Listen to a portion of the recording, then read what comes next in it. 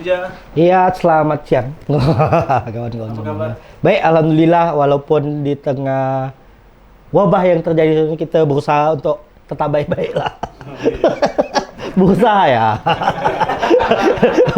Isi dapur. Isi dapur kita kan orang tak tahu, orang lihat depan kita baik-baik ya. Asik ya.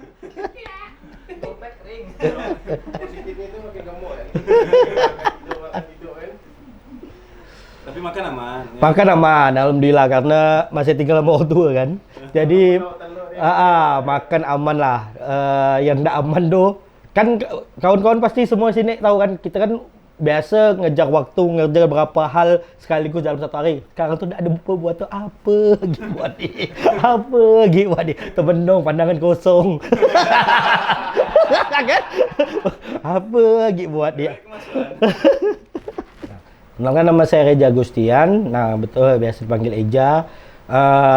Kesibukan sekarang sih yang sedang saya garap nih kayak WO, IO, masih MC juga, masih stand up juga dan sebagainya. Nah, jadi hal-hal yang berbau mengundang keramaian dan entertain, nah itu yang saya sedang geluti lah. Nah, Awal mulanya apa?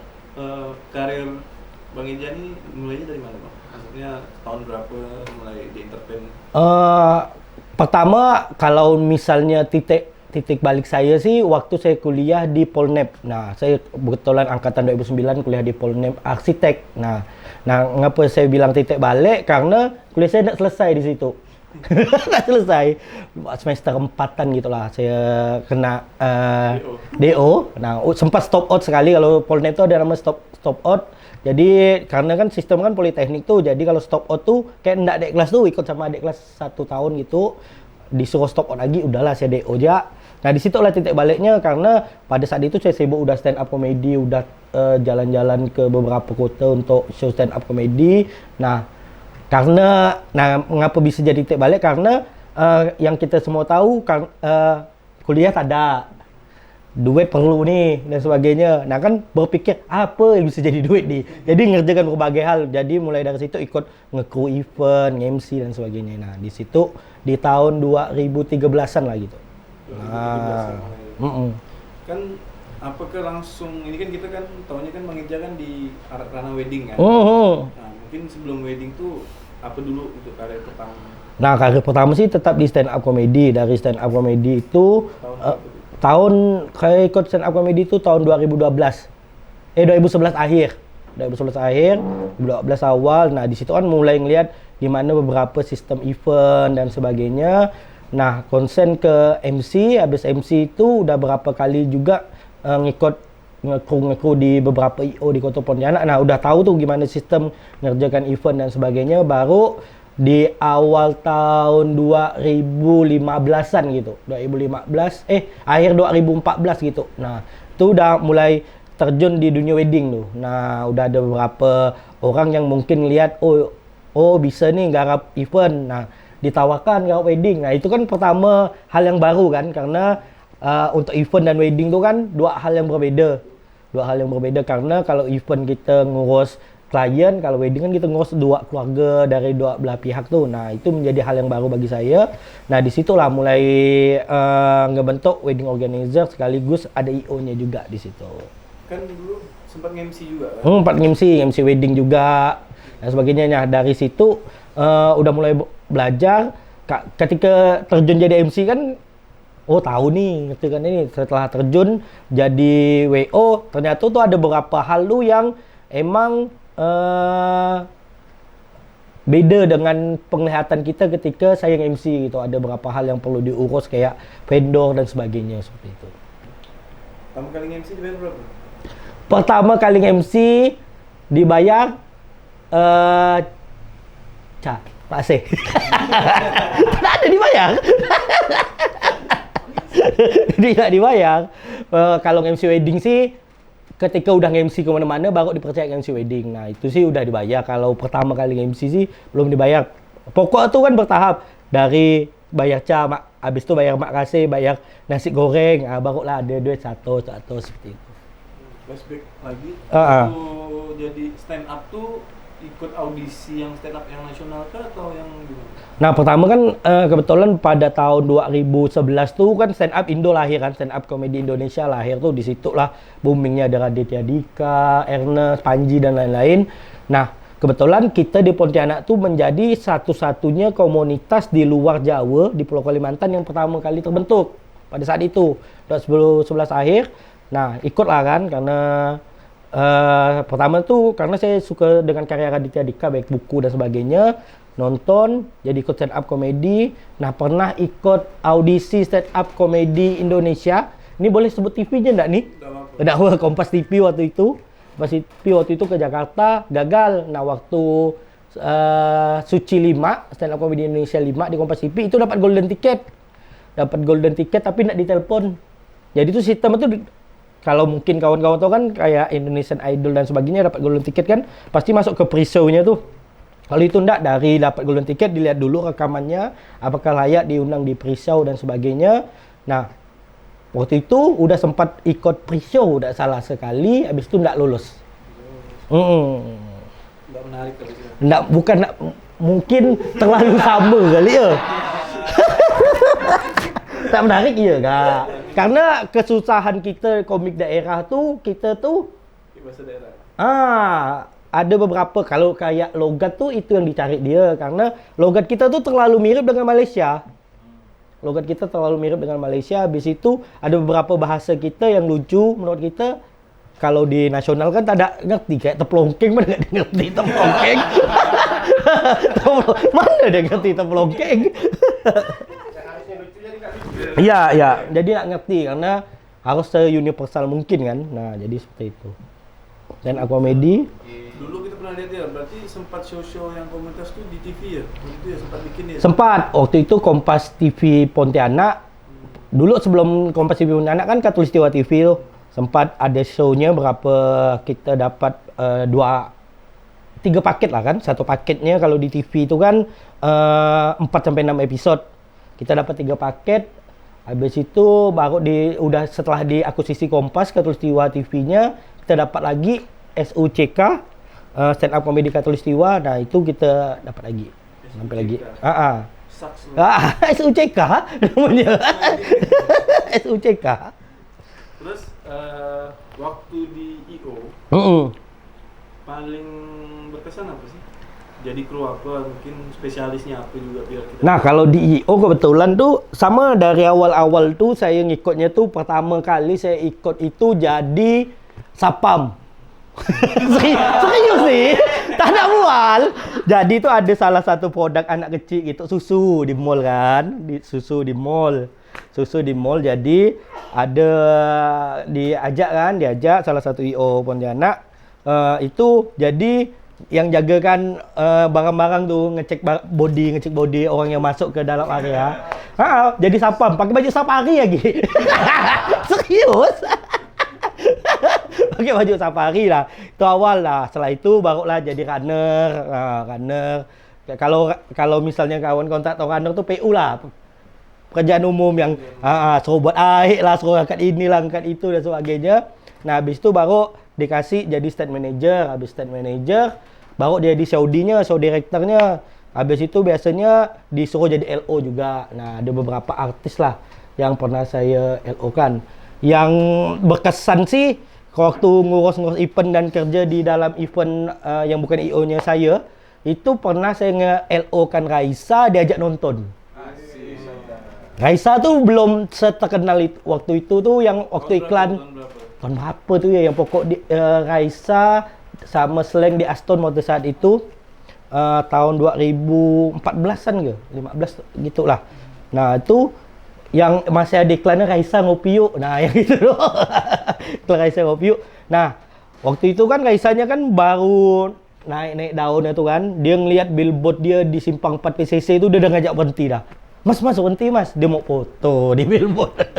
Foto kan. Habis itu dia waktu saat itu mau nonton. Nah, studio kita dulu kan, studio bioskop kita kan udahlah di satu tempat ya, hanya 4 studio ya kan waktu saat itu kan. Jadi saya kebetulan enggak mau, takut risau jaga gak nanti dikumonkan orang, jadi udahlah, jadi nak diajak nonton gitu. Kalau yang sangat berkesan sih, saya pernah kalau di event tuh pernah naik pesawat tempur sama Slang. Serius. Jadi kan waktu itu ulang tahun Danlanut kita nih, ngundang Slang kerjasama dengan salah satu brand rokok lah. Nah, pada saat setelah selesai itu pagi besoknya mau pulang, itu disuruh itu singgahlah dulu sama Slangnya ke saya pada saat itu sama Ipan. Jadi itu gantian.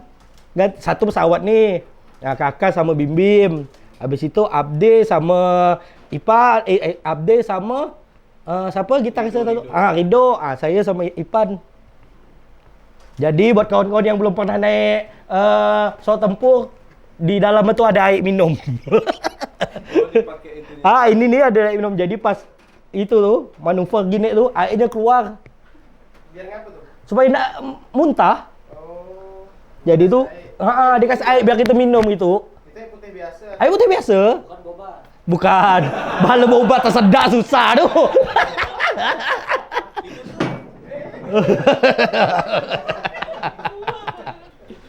LO tuh apa sih? Kayak kalau bahasa tuh Lition Officer. Lagi. Lition Officer.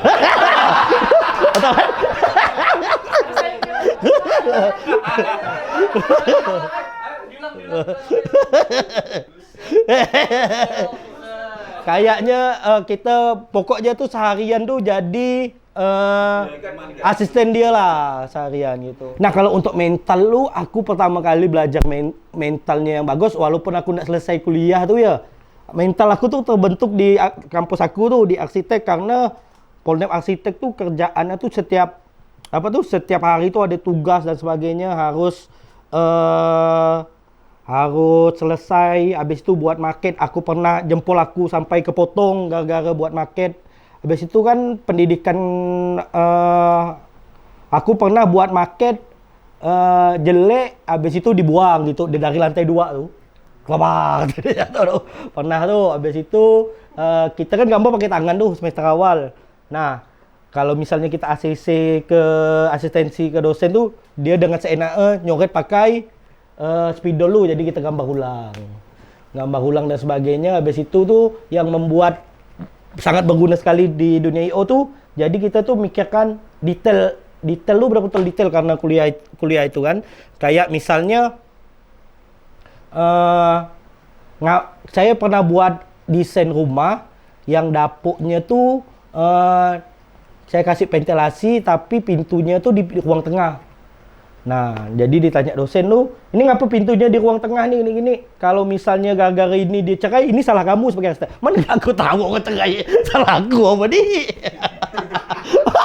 Orang cerai salahkan arsitek. Hal-hal seperti itulah, itu pokok ngelatih mental. Kalau kayak di IO tuh, apapun masalahnya. Nah, kalau di IO tuh, kalau menurut aku pribadi tuh ada 2 hal yang penting. Pertama tuh, ketika kita konsep itu harus think smart kan, harus berpikir tuh gimana konsep kita nih bisa ngendel apa kemauan klien. Nah, ketika dia hari tak bisa think smart lagi dah, harus think fast lah. Apapun kendala, lakukan dulu, baru kita koordinasi. Cepat lah ya. Jadi apapun ada masalah, itu pun yang aku terapkan ke kawan-kawan. Biasanya kan ada berapa tim kita tuh kan yang misalnya di Luce Arif PIC untuk satu event tuh kan. Nah, misalnya Arif yang PIC-nya. Nah, ketika misalnya ada masalah kan biasanya harus koordinasi dengan Arif dulu nih. Baru kita selesaikan sama. Nah, kalau untuk kita di hari kan kadang nggak bisa gitu kan. Nah, kita ambil inisiatif sendiri, udah selesai acara baru kita ngumpul evaluasi. Ini tadi aku ambil keputusan ini, ambil keputusan ini. Nanti walaupun salah keputusannya paling enggak bisa mengamankan event itu berjalan dengan lancar gitu. Kalau di Uni udah berapa tahun belajar? Kalau aku untuk kerjanya di IO dari awal tahun 2014 itu. Kalau untuk IO-nya aku sendiri itu aku bukanya itu di awal tahun 2017. Sekitar 7 tahun lah ya. 7 tahun lah kau bergelut dengan ini. Kau boleh tahu nggak di Pontianak itu ada nggak sih kawan-kawan kau sharing, kau belajar? Ada sih beberapa contoh tuh. Kau sebutkan. Contohnya. Bisa terima kasih dengan dia. Terima kasih itu pertama kali yang ngajak aku event tuh kan pertama ada untuk yang aku jadi sapam tuh yang tadi tuh. Sapam tuh ada Wiandra, Bu Windy, waktu itu ada Kak Reni dengan Bang Iwan. Habis itu untuk belajar detail dan sebagainya tuh ada Bang Ipung, Bang Ilham dan sebagainya dari stand up comedy Pontianak juga kawan-kawan itu. Nah kan, Ipung Wahaha kan kita tahu sama tahu kan, Bang Ipung tuh apapun yang dia buat tuh sebodoh apapun jadi duet. Itu tuh yang belajar tuh. Ngeband tak pandai diundang-undang. Hal-hal seperti itu. Apa ngebandnya tak pandai? Ngeband ada, tak balak dia tuh. Tapi itu bisa diundang kemana-mana gitu. Mungkin habis susul juga. Yang paling apa? Yang paling garang kalau event ini apa? Kalau paling garang event tuh ada namanya Bang Iwan. Bang Iwan. Bang Iwan tuh Kojal yang sekarang dia nak IO lagi, dia buka kayak kopi, tapi kopi-kopi lokal itu Kojal Pontianak. Nah itu Kojal Bang Iwan. Nah itu dulu dia kerja di Wiandra, sempat buka IO nama One Diamond. Nah itu berapa kali ngikut dia. Pada saat itu tak salah eventnya kontes Awana Internasional. Itu kan panjang tuh, hampir sebulan gitu nggarap itu. Nah pokoknya ada berapa kena maki pernah, kena anjing kan pernah dan sebagainya. Seperti itu sih. Begitu sih biasa. Nah biasalah. Tapi kan demi kelancaran event itu. Apa sih yang belum kesampaian kau di IO? Ini belum masuk ke WO loh nih ya. Kalau di IO nih. Kalau aku di IO tuh aku tuh pengen enggak gak sih kalau untuk kalau ngambil job semua tak itu gak tak tegele gak. Aku tuh kepengen buat event sendiri sebenarnya tuh kayak event festival setiap Februari. Aku pengen buatnya yang bukan dari itu ya kemauan klien, karena idealisme aku pengen buat seperti itu. Nanti mungkin di Februari tahun depan semoga bisa terrealisasi. Kalau untuk kerjaan-kerjaannya sih alhamdulillah semua tipe kerjaan sih kami udah pernah ngasih, dari yang gathering, dari yang grand opening, dari yang outbound dan sebagainya. Alhamdulillah udah pernah kita garap. Tinggal itulah dia pengen buat event sendiri yang betul-betul hasil buah pemikiran kita sendiri, bukan permintaan klien seperti ini, seperti itu gitu. Terus selama di IO nih pasti kan udah banyak lah kan melewati pekerjaan apa segala macam. Udah dapat apa ya sih kau dari event? Kalau dapat nanti intinya tuh sukses kan relatif nih bagi setiap orang nih. Intinya tuh yang mungkin yang rasa benar sekarang tuh bukan hal-hal yang besar. Contoh hal-hal kecil, rokok sekarang tak ketengan dah. Alhamdulillah kan. Udah bisa beli sebungkus dulu kan, ketengan duduklah tempat Pak D sore-sore ni. Rasa semua kan Pak D kan. Rasa Pak D sore-sore kan. Sekarang alhamdulillah ada beberapa hal lu yang mungkin tuh ndak kepikiran bisa kebeli sekarang. Nah, seperti itu. Tinggal kan pertama kali megang duit banyak tuh kan itu tuh pambar tuh semua pengen dibeli.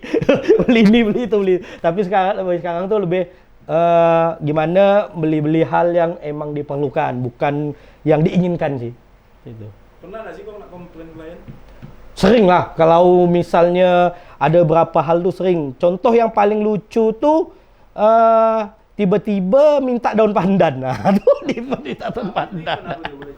Nah, ada beberapa hal sih yang misalnya kita deal di awal kan tiba-tiba ada nambah di hari H dan sebagainya. Seperti itu sih.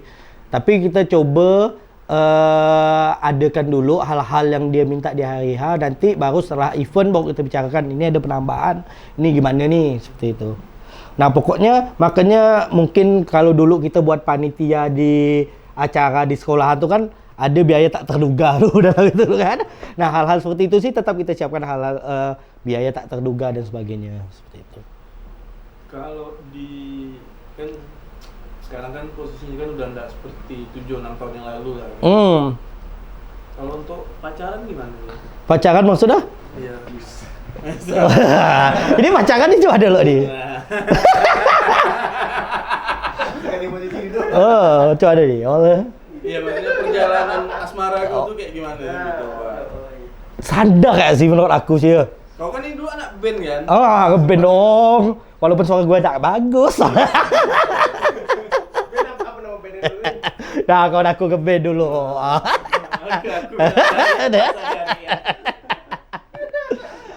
Ada dulu ngeband-ngeband lah waktu pada zamannya kan kita di Pontianak kan kita tahu gigs underground kan banyak tuh. Ikut lah ngeband dan sebagainya. Kalau masalah percintaan ya Rip ya, standar ya sih. Aku tuh pertama tuh yang penting tuh perempuan tuh ngerti dengan kerjaan kita, karena kerjaan kita kan nggak ada itu tuh kan, nggak ada waktunya tuh. Orang misalnya kerja, kita tidur-tidur di rumah. Orang libur Sabtu Minggu kita kerja, kan hal-hal seperti itu tuh kan. Habis itu jam kerja kita kan nggak tentu, misalnya di telepon klien jam 3 lah kita ketemu. Jam 2 subuh dia kerja ketemu, jam 2 subuh lah belum lagi. Kawan kan bapak karaoke lo.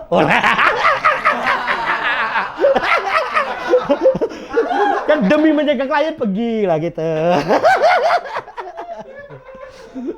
Kan demi menjaga klien dan itu fantasi-fantasi liar kita kan udah pasti mikir tuh apa buat karaoke. Sekeras apa sih Jah yang pernah gue jalanin demi jaga gue klien, tapi gak usah gue sebutkan orangnya. Gitu, apa gak kau sampai dikasih cowok gitu atau apa? Nah, Kasih cowok? susah tuh. Nah, seperti yang kata kau awal bilang tadi, Rip, kan ini kan beda dari 6 sampai 7 tahun yang lalu. Kalau dulu waktu aku masih kerja di IO sebelumnya, itu masih ada tuh entertain yang seperti bawa karaoke dan sebagainya. Kalau sekarang tuh udah lebih enggak seperti itu, walaupun kita se-entertain kayak gitu, kalau kerjaan kita enggak bagus kan enggak mungkin dipakai lagi. Jadi zamannya tuh sekarang tuh bukan entertain seperti itu lagi, lebih ke ngelihat hasil kerjaan dia nih bagus dan sebagainya. Itu seperti itu sih. Udah berubah. Nah, dan kalaupun misalnya kalau aku sih lebih menghindari, karena aku udah melewati fase-fase itu dulu, aku lebih menghindari hal-hal yang kayak gitu lagi, lebih baik daripada misalnya ngajak karaoke, ngajak apa hal-hal yang itu lebih baik. Mungkin kita undang dia dan staf dia, mungkin sobok keluarga untuk makan malam di mana kita sama seperti itu. Positif lah. Lebih positif sekarang. Positif ya. Ini depan kamera agak sih. Pencitraan.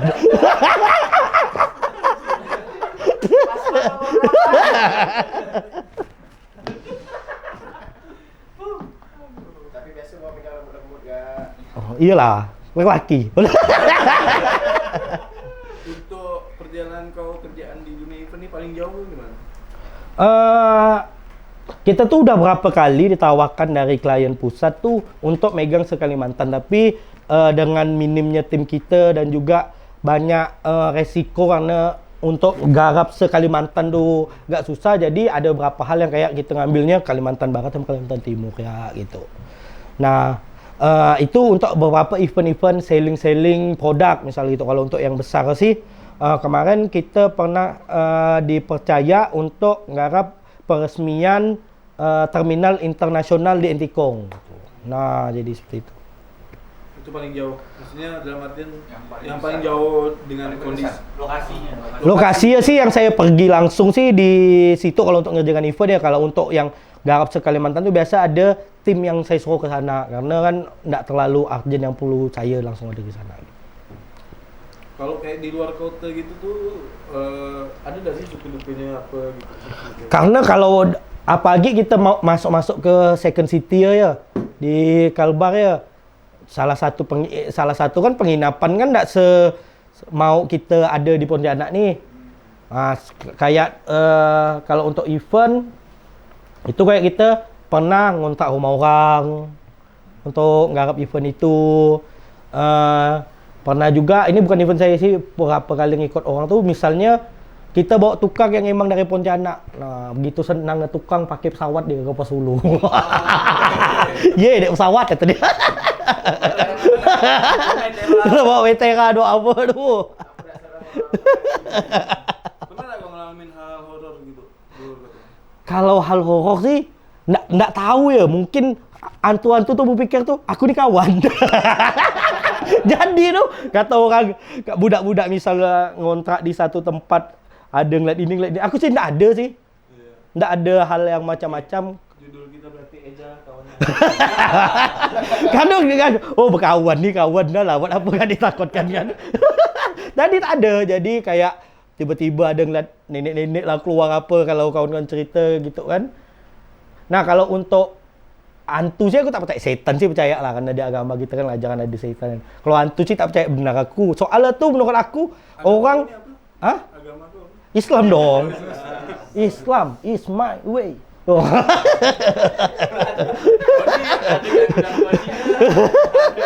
Bilang kau daya. Nah, aku tuh tak percaya orang yang ngeliat hantu tuh. Soalnya tuh rata-rata orang yang ngeliat hantu tuh dia tuh ngeliatnya sendiri. Kecuali nggak pas kita pergi rame-rame tercogok, tengok percaya aku tuh. Kalau orang tuh tak percaya aku. Bisa jadi halusinasi dan sebagainya tuh kan. Masih ya. Oke, ja. Soalnya sekarang Kalau kau hantu tak percaya, kau alien kau percaya ya? Biasa orang tak percaya hantu tuh percaya alien dia.